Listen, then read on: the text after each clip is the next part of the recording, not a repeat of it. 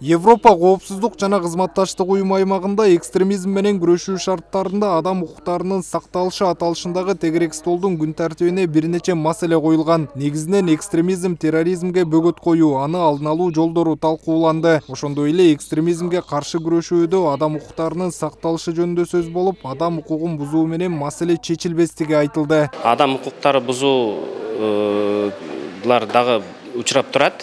Ошол аларды көтөрүп, анан алдын алуу керек деп ойлойбуз.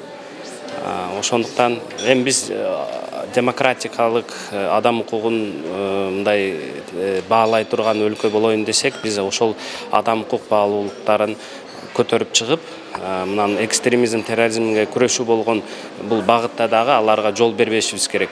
Экстремизм менен күрөшүүдө адам укуктары тебеленген учурлар көптөгөн өлкөлөрдө катталат. Бул багытта иш алып барууда ар бир өлкөнүн өзүнүн ыкмалары жана усулдары бар. Бүгүнкү иш-чара адам укуктары жана коопсуздугу үчүн жаңы коркунучтарды алдын алууга, мамлекет менен жарандык коомдун кызматташтыгын бекемдөөгө шарт түзөт. Бир гана биздин мамлекетте эмес, Кыргызстанда, коңшу Россия мамлекетинде, Казакстанда, Өзбекстанда жана Тажикстанда ушундай экстремизм, терроризм статьясына жабылып көптөгөн жарандарыбыздын укугу одону бузулуп, бир гана одону бузулбастан булар өзүнүн эркинен узак убакытка чейин эркинен ажыратылып калып атышат сот тарабынан.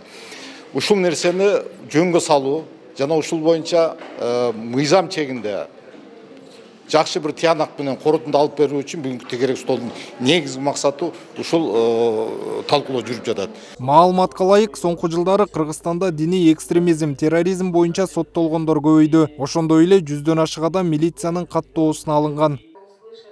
Автандил Бактыбеков, Жумой Исманалиев, СТВ.